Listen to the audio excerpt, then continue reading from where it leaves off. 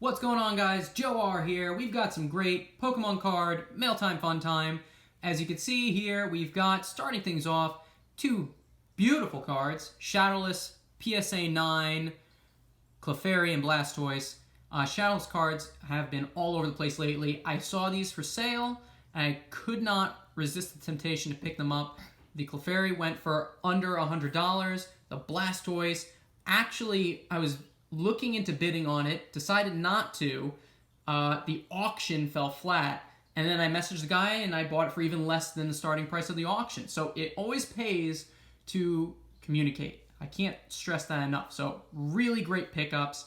I've got PSA 8 versions of these cards. They're now up for sale, selling the PSA 8 for $60 and the PSA 8 of the Blastoise for I have it for $220 or best offer, so willing to negotiate on that. But beautiful, gorgeous cards. But the real thing that we are going to be showcasing today is some mail that came from Gary from Pawn Stars. And this isn't something I bought from Gary. And if you're not sure who Gary from Pawn Stars is, there's a link in the description so you can see who I'm talking about. He's the #1 foremost collector of all things Pokemon cards. And I sent off to him, which he then sent back to me, an entire set of square cut Pokemon cards. That's right, these are original base set Pokemon cards, but the corners are sharp on them. They are all square cuts, an entire set of them. The only card missing, the only holographic card missing from base set in this lot here is Machamp. Presumably, I'm assuming because Machamps were from a different sheet. They were printed on a separate cutting sheet by Wizards of the Coast from the rest of the holos. At least that's what I think. I can't say for certain. But the reason why I sent these to Gary in the first place was because I was curious if they were factory square cut base set Pokemon cards. And Gary says he can tell the difference because he has factory cut, square cut Pokemon cards from Wizards of the Coast. So he said, well, I can compare them, and I have a way of kind of sort of telling the difference. And I kind of figured what his answer was going to be, but he did tell me that these are aftermarket square cut Pokemon cards. Now, it doesn't make them totally worthless. They still have a significant amount of value. As a matter of fact, Gary did offer me a very nice price for the entire set. And when I say set, I mean all original base set holos, excluding Machamp. And we're going to take a look at them right now. He made me a nice offer for these 15 square cut holos. But I told him I think I'm going to give a shot at selling them on my own first. And if it doesn't work out or I get tired of trying to sell them, I would take him up on his generous offer. I'm going to kind of leave that between him and I. But these cards are going to go up for sale. And I'm going to list them because it is an entire lot, and you just don't find an entire lot of square cut cards. These are cards that were originally probably part of an uncut sheet, and then someone else cut them and made them into square cuts. You just don't find these anymore as an entire set. Even more rare, some of them you just don't find, period. Like Blastoise, Venusaur, Raichu, you don't find those for sale. So these are going to be listed at somewhere between $2,000 and $3,000, and we'll see if anybody's interested in procuring them, because it is a great piece of Pokemon history. The cards are square cuts, and they are still very valuable, even though they may be aftermarket cuts.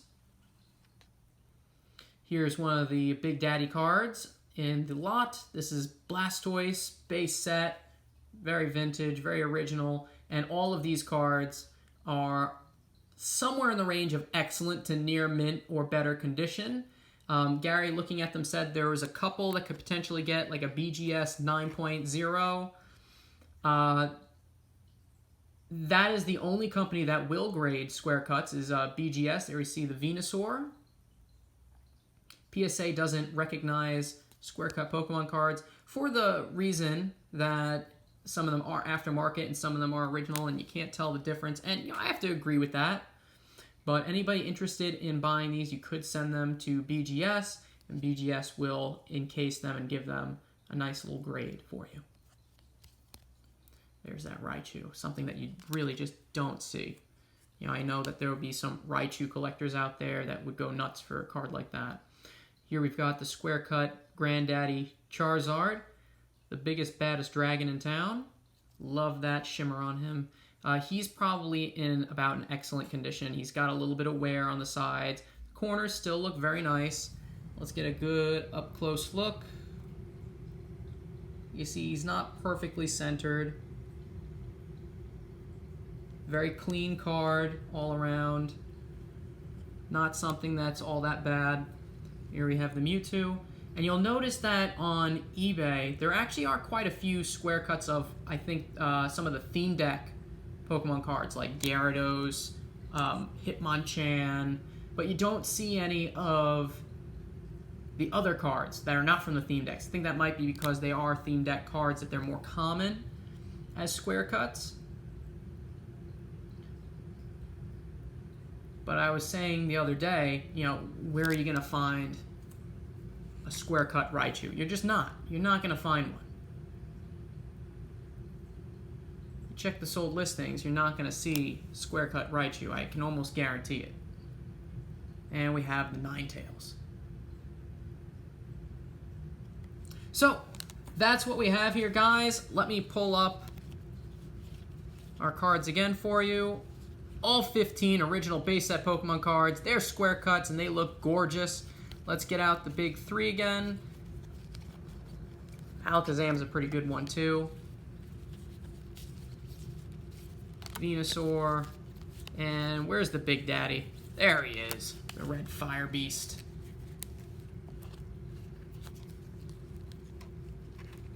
Three gorgeous cards for some lucky person out there. Look great in any collection. It's going to be a unique part of someone's collection. I know it was a really unique part of mine, but I'm decided to move on from it. For anybody interested, these square cut cards were purchased by me from another much larger collection.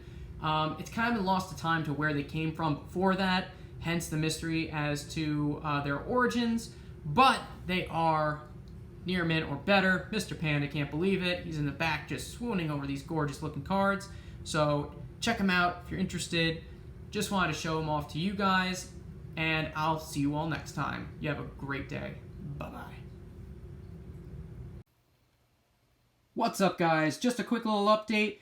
Our 15 square cut base set Pokemon card holos just sold. They are off the market. They went for a cool $2,500. I had them listed for all of 2 days, really a day and a half, and they went to some guy out in Texas. He's going to be shipping them off to BGS. Best of luck to him. Those cards are near mint to mint condition except for the Charizard, which is excellent or light play. So hopefully he has some really good luck getting those graded. I obviously am going to do a better job shipping these up, but those are going to get sent out to him right away. So one of my biggest sales ever. I took these cards. I loved them for many years. Thought it was time to sell them. Shipped them out for $2,500 through eBay. Great sale. Speaking of which, to follow this up, we just made one of our biggest purchases ever. Over 200 first edition cards. Well, not all first edition, but almost entirely first edition. 200 plus cards for $2,700. That's coming up in our next video. So stick around, check out, like, subscribe, and I'll see you guys soon. Bye-bye for now. See y'all later. Joe R. out.